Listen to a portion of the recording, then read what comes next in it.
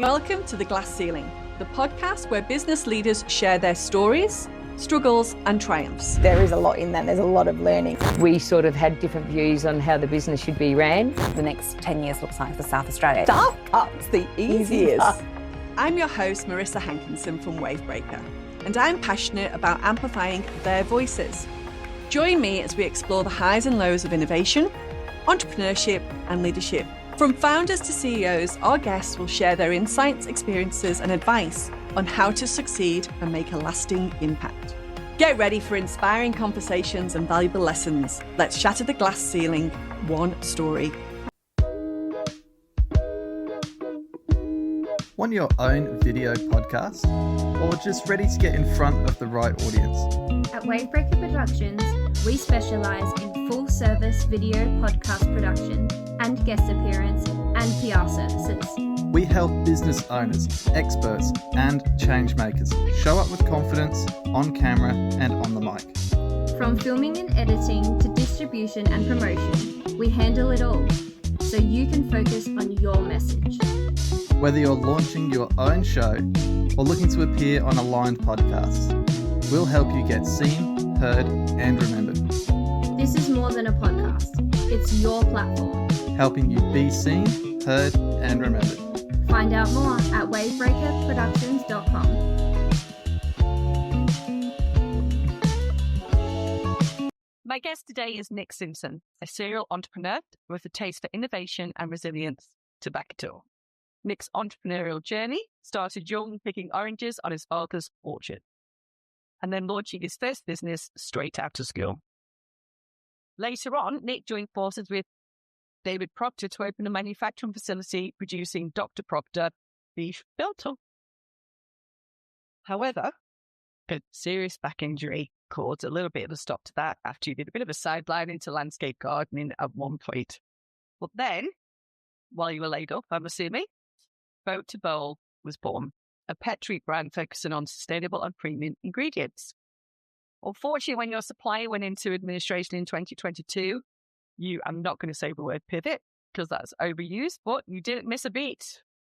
And you drove to Port Lincoln and struck up a young joint venture with the local fishing family and co-founded Port Lincoln Pet Treats, Boat to Bowl, Wetness. You're taking it a little bit step further, and we're going to be talking about some new products that you've got on the market and currently opening your second facility. Sure. And we'll get into that during the interview. But we're going to talk about resilience, reinvention, and what it takes to keep showing up no matter what is thrown your way. Nick, welcome to The Glass Ceiling. Thanks, Marissa. So you got here. Eventually, yeah. We got here. Glad you got to Port Lincoln too. We're going to find out a little bit more how you got there, which is for our listeners here who may be outside of South Australia. We are in Adelaide and Port Lincoln is a 9-hour drive. That's right. I happen to fly over. Oh, okay. Yeah. Right. Yeah, you say the day. But... I can't say that because I used to have my son sailing in Port Lincoln. Right. You can't put a boat on. So, regularly the 9-10 hour Nice. which is stunning. So Nick, picking oranges on your father's orchard, where was that? Was it that in the Riverland? Or? Yeah, we're in Loxton, or Loxton's the township. We're in Loxton North, which is where all the Blockies lived. So my grandfather, actually my father's father, Jim Simpson, came back from World War II and was put on the repatriation scheme. And they positioned a lot of diggers in and around that area. They gave them 22 acres of land, some seedlings for citrus, some pineapple poles and some tin to build a shed to live in. So Dad, the eldest of 4 boys, they lived in a tin shed for the first couple of years on the block. And that's why you called them block. Yeah. Blockies. And that was the common term. So, yeah.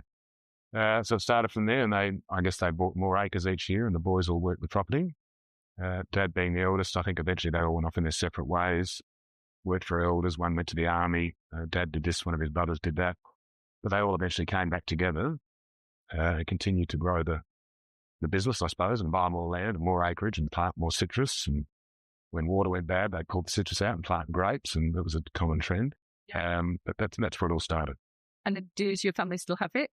No, I think they ended up getting more for their water than they did for their blocks of property. Water was being held up, but No, they're out of that. We moved from the Riverland to Adelaide in about 1984. So I was born in 74. So I moved to Adelaide in 84. Great stuff. So after school, you did start a business as well. Do you want to? Well, whilst at school, I was working for Dad. Yeah. So I was privileged to go to a nice school where things were pretty good back in the 70s and 80s. And Mum and Dad sent me to a nice school here in Adelaide. And I was possibly the only student at college that was up at 2 o'clock in the morning working at the produce markets in the morning before school. Yes. I'd do my schooling, I'd do sports after school, home to do your homework, and I was up and down at 2 o'clock in the morning to do it again. Wow. I feel like we might have a little bit of a trend in this season of strong work ethic is coming out at the moment. I guess Dad's not just a dad, he's a mate, and he's a bit of a mentor too. So still with you? Yeah. I actually live with my father. The tender age is 50, he's 80. He's just as active as I am. He only recently retired. But yeah, he's sort of backed me with everything I've ever done, and always sort of been in my corner. So I've been very fortunate. Great stuff. So manufacturing seems to have been a bit of a theme throughout your career. So what was your first manufacturing? It was with Dad. So when we came down to Adelaide, in between Loxton and Adelaide, we shifted up to Coffs Harbour in New South Wales. Dad was chasing banana growers to eventually end up selling bananas to Coles and Woolworths and your independents and so forth. So when we came to Adelaide, we were out in the produce markets, initially in East End. Yeah, was that the old East End? Yeah. The nostalgic East End. Back when I reckon I would have been 8 or 9 years old, 10 years old, and I was driving a forklift before school, and there were still guys pushing around wooden carts with fruit and veg. So yeah, right back then, and the markets then shifted out to Paraka, north of Adelaide. And I worked out there for several years for Dad, driving a forklift and loading and unloading trucks and sorting fruit and that sort of stuff. So that's where it started. And at the same time, he had a warehouse probably a kilometre from the markets where they stored all their bananas and so forth. And I started a little orange juice business called Muck and Butt for SA Fresh Orange Juice. And obviously I was getting the citrus through Dad's contacts. Yeah, we had a guy in Loxton that was able to help out with juice making and so forth. We started out making our own juice with 2 little machines in the warehouse. And I'd run around to fruit and veg shops, and so I couldn't go to any of the supermarkets. Didn't want to know about me. No. So I'd go out and promote on weekends and sell my product in fruit and veg shops because I knew all the fruit and veg shop owners. Yeah, I'll be like more true, Dad. A lot of the guys that Dad supplied the bananas would give me a chance, give me a shot. So I'd go in and set up a little trestle table and sell orange juice. You know, it's very different to lemonade. Can I just say, everyone says lemonade? So to say orange juice is I've got a 12-year-old daughter that sets up out the front of home and sells lemonade. So it must be a family trait. Yeah. Well, what happened after that? So obviously, did that progress? Look, to be honest, I don't know much I should say, but I started to make a little bit of noise with Nothing But, and I thought it was a great little brand. Yeah. And I actually got a letter from one of the bigger, I won't name any names, one of the bigger fruit juice companies, a legal letter threatening to take me to court and shut me down because I was calling my product Nothing But, but it actually had a preservative in it. Now, I don't. I thought I had a leg to stand on because I was clearly stating that I had a preservative in the juice to give it shelf stability. But the brand name was the brand name. Yeah. Nonetheless, I couldn't afford to walk through the doors with those guys and fight it, so I shut shop.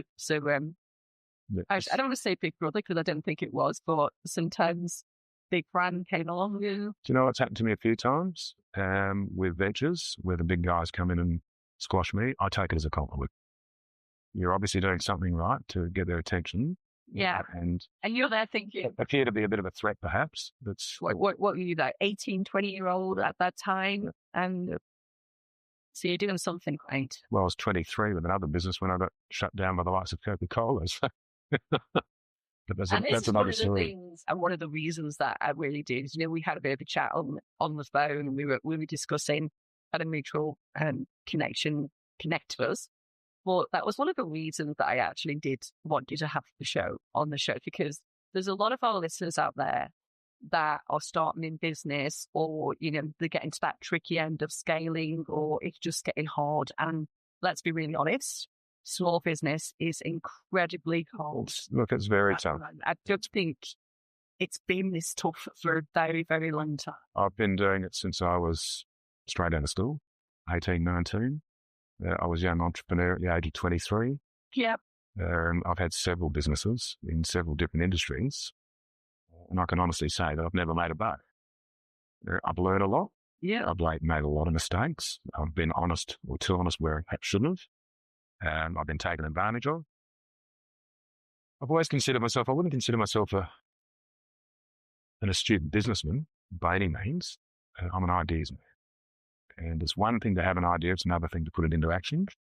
It's another thing to see it through and make a success of it. And I've always got to that point, and that making a success of it has always been a bit of a trip up to me. So that the stuff I'm working on now is a lot further along the track. So. And have you worked in partnerships before, or has it always been sort of on your own? Because sometimes, being on your own can be incredibly isolating. Yeah. Look, I don't mind my company and I don't mind solitude. But no, I have been in partnerships. Yeah. The orange juice was mine. I had a fruit smoothie. We're the first ever packaged fruit smoothie product on the market in Australia. Synergy Trading is a company. It's called LIV, L-I-V. Yeah. It's about the same time that Janine Ellis opened the first store of Boost Juice. I was in discussions with Janine. I had a partner in that. Very different people. He taught me a lot, but we're very. He spent a lot of time crunching numbers on spreadsheets. But sometimes you need the yin and the yang. Of course you do. To make it work. You can't. Well, hence the name Synergy Trading. There's got to be a synergy. Yeah. You've got to be able to complement each other, I suppose, and play to your strengths. So, and I think where I'm at now, that's one thing that I've brought with me is don't spread yourself too thin. Don't try and do it all yourself. Learn to trust people, build the right team. Yeah. And you're only as good as your team. So. Well, we've had some more on previous reel and episode of the trust. You can't rush trust. It's got to be earned. Yeah. you can't rush trust. No. So, obviously there's been blips along the way. Let's be realistic. That is life. In your instance, it may be businesses that you own. People have career changes, different, it's exactly the same. It's just that you were part of your own destiny. Yeah. And chose that way. But you also started to get into the filter proctor. Was that your first food manufacturer? Yes, it was. So when I was doing the smoothies, I was with a chap by the name of Hugo Lemessurier. He came back from the UK. He'd been over in Boston and ended up in the UK, and he saw this company doing fruit smoothies packaged. And he brought the idea back. He presented me with a 200-page business plan at the pub. I sat down and read it. I was very, very early 20s. I was going to say, how many pounds did it take you to read it? I think I read it when I got home, possibly the next day. And look, I was hungry to do something. I had a bit of money in the bank.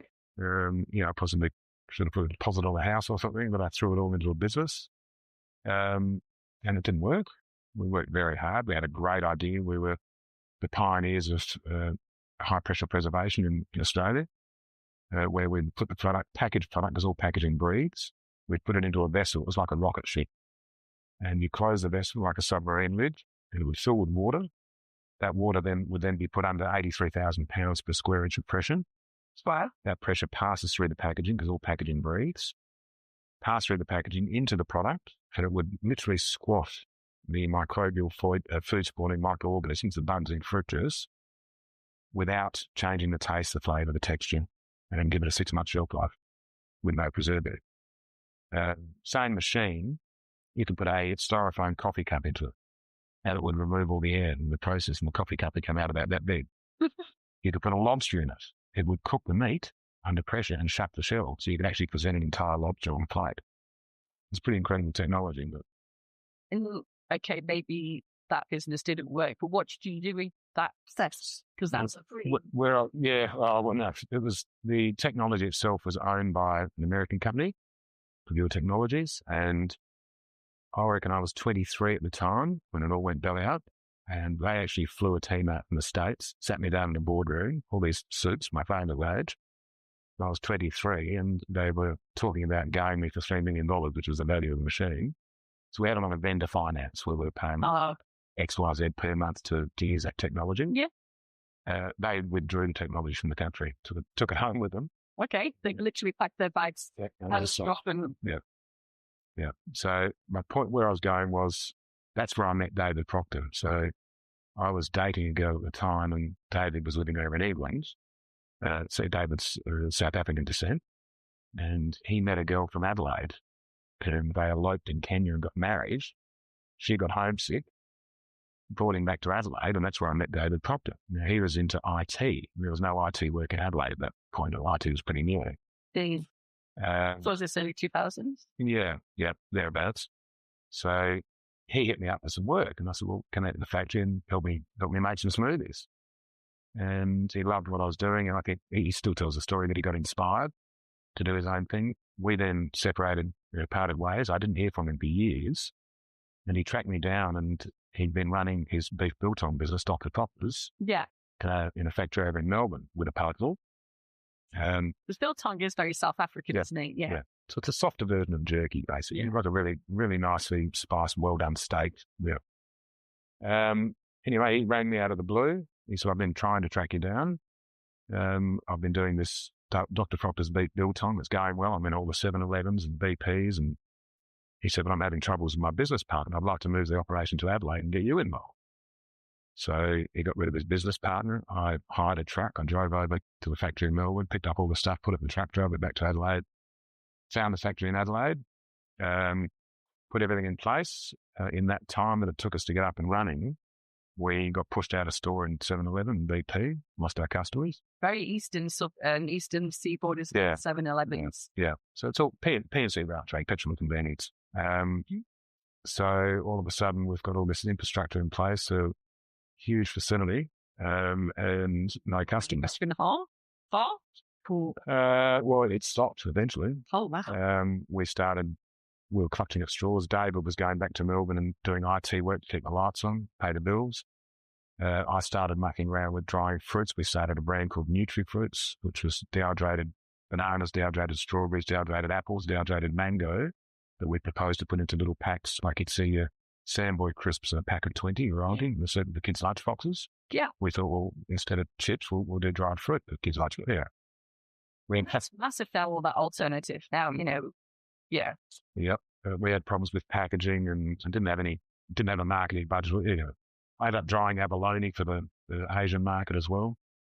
We did 12 months R&D for a company here in Adelaide, down near West Lakes. They're a large abalone processor. They went into administration. Oh my gosh. It's, Come on, right now. I'm getting on the downer now. We need some good stories now. So let's be honest, right? You're resilient. You've got the manufacturing. You've got the learning. Well, that's where I jumped out, basically. I'd lost a lot of money. I think I went through a divorce at the same time. I was living in the factory. I turned one of the offices into a little apartment, I suppose. I lived there for 9 months, and then we shut shop. I got out and actually rang a mate that had a landscaping business. Said, can I come and dig holes for you? Because I'm going to put some food on the table. Sometimes a change is as good as a rest. And I had some debts to pay and some bills to cover. So I did that for, on and off for 4 or 5 years until I hurt my back really badly. Sure, no worries. I was laid up, and I think it was 2 weeks into my injury. I was laying in bed and I thought, what am I going to do? I can't keep digging holes. So the idea starts to come.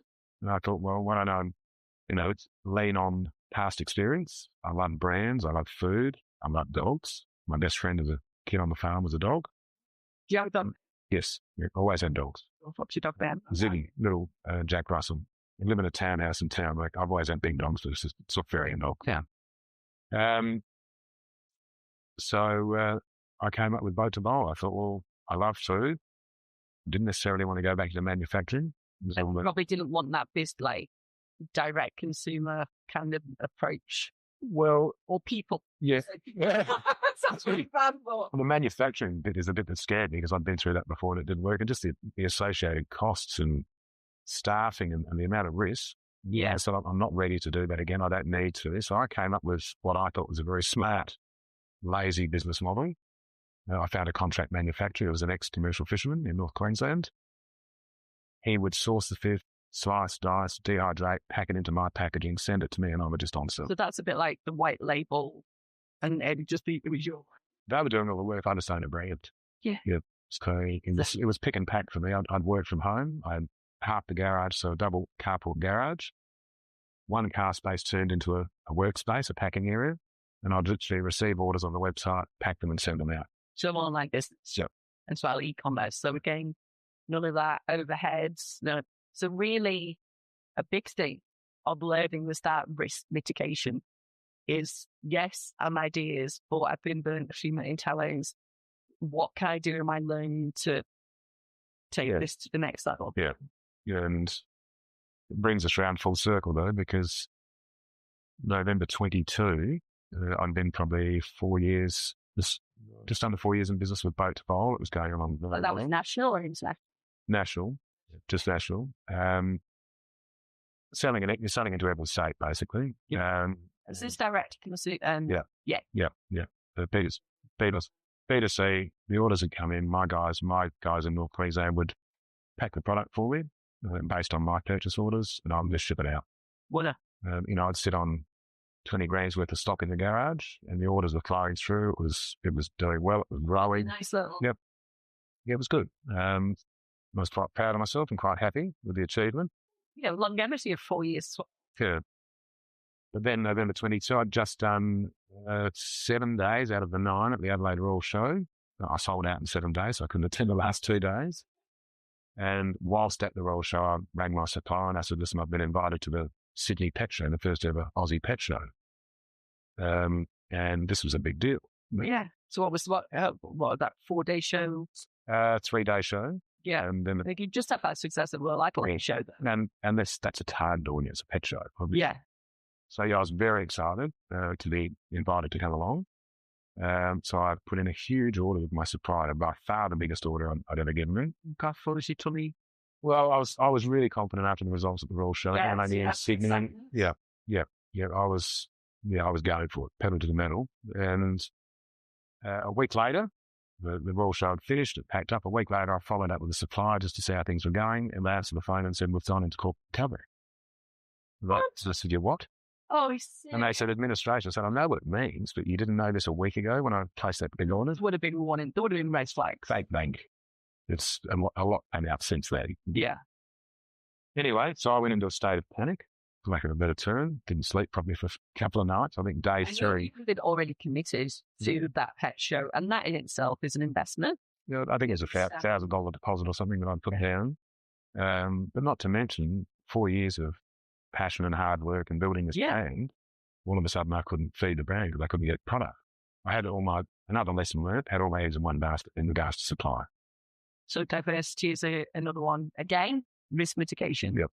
So it's still learning. Yeah. I'm still learning today and I'll be learning tomorrow. But as I said, I panicked for a few days. I got out of bed on day 3, I think it was. And I thought, you know what? Stop panicking. This could be an opportunity. These guys weren't just supplying me. They were supplying so many pet brands around Australia. So there's all these brands screaming out the supplier. Maybe I've got a solution. So I made a few calls and I knew a couple of guys in Port Lincoln. Port Lincoln's the fishing mecca of Australia. It's the largest fishing fleet in Australia. I jumped on a plane. I organised a few meetings, jumped on a plane. And day 2 in Port Lincoln, I expected to be there for a week or 2. Day 2, I'd done a joint venture with a fishing family to form Port Lincoln Pet Treats. Wasn't long after that, I supplied my previous supplier with a pallet of dehydrated fish, which felt good. So the one that got into corporate recovery, you ended up being their supplier? Yeah. Bored. That must be nice. Yeah, finally. And look, we've just sort of gone from there. We're supplying some pretty big brands around Australia. We have a lot of little customers too, who are just as important. We've increased our range in the last Yeah, and I've gone from 4 SKUs. I can't get the mackerel or the fish skin, the shark skin anymore. So I pulled it back to the 2 lines, which is our training treats that we produce ourselves. So we bought a pelleting machine and put it in the factory in Port Lincoln. We produce our own pellets, which we supply to other customers as well. And we obviously dehydrate our own sardines that our business partners catch. So yeah, it's sort of a vertically integrated setup where we own the boats, the quota, the factory in Port Lincoln, The factory's 5 minutes from the wharf, it's 3 minutes from the wharf, so everything's very fresh. Yeah. The boys were screaming out to diversify, so timing was perfect, and timing is a big thing. Their bread and butter had always been supplying the tuna industry. Port Lincoln's surrounded by tuna farms. Yeah. And sardines are essentially tuna feed. I've swum with tuna. Well, Even soppy. I wouldn't swim out there, didn't you show it? Look, they were screaming out to diversify because, being their bread and butter, feeding the tuna farms for all these years since day dot, tuna farmers got smart a few years back, started buying their own boats, catching their own sardines, drove the price right down. Yeah. Probably by half at least, a bit more. Diesel's gone up. Skippers still need to be paid. Staff need to be paid. The cost of running a big boat. Yeah. Well, several big boats. So it's got to the point where it wasn't viable. They were screaming out a different market. So I walked in and said, well, look, I've got the pet industry and I think we can supply them. I've already got customers. I've already got an existing customer for us, which is my brand. Yeah. And I said, let's start this company, Port Lincoln Pet Treats. You guys own half, I own half. I'll drive it. Marcus, you keep fishing. Toby, you keep running the factory, and I'll go out and make some noise. And that's what we've done. So, but you've come up with a new product now. Yeah. There's the next idea. Yeah, well, look, I've got 2 young children, a 7-year-old boy and a 12-year-old girl here in Adelaide. And I was spending so much time at Port Lincoln. We're not a bad spot to spend time, but nonetheless, you're in an apartment by yourself, and it's 12-hour days in the factory and eating pub meals and cooking as much as I could. It's pretty tiring. But no, just being away from the kids was really tough. So we got fairly well established with the business of Port Lincoln over that sort of 2.5-year period. And I came up with the idea for pet gummies. Yep. And I've been watching market trends where the human sector had seen a 12.5% year-on-year growth with gummies, due to vitamin gummies, CBD gummies, whatever it be. For 7 years, that trend had been consistently growing. It's not going away. And typically those sort of trends trickle into the pet industry. So I thought, well, no one's doing it, let's do it. I called in a food scientist who I'd done work with in the past. He's been amazing. He does a lot of work at South Australian Research Development Institute. He's been an absolute asset. We were successful in forming the gummy and creating a gummy that's got a shelf life. We're now producing a paw print shaped gummy, about 3.5 grams. And each gummy has a daily supplementation dosage of omega-3 for a 5 kilo pet. So they're functional. Yeah. So we're now in discussions with vets and all sorts of things. You're starting that whole new distribution. And we're just about to launch our retail brand as well. So, it's a new factory in Adelaide. So two facilities now. Yeah. As I said to the boys when we came up with the idea, I said, listen, I know we've got the factory here, we've got the space, it makes sense from a business point of view. But if you let me do it in Adelaide, I know it's an additional cost, but I need to do it with kids. Yeah. Again, I'll drive it and do all the work. And they said, go for it. So what do you think your lessons have been with this new the pet gummies? What do you think you've learned from others? You talked about bringing a scientist in, you started to look at marketing trends and data. You said you're an ideas person. Do you think, yes, you're an ideas person, but now it's like you go away and there's more? What less? I think I've learned to stop and take a breath every now and then, slow down a little bit, instead of being pulled out of a gate, because you do trip yourself up. And as you said, yes, learn to rely on other people, delegate a bit. I used to want to do everything myself, because of the older saying, look at you and don't properly do it yourself. Yeah. My father taught me that as well. That sort of stuck.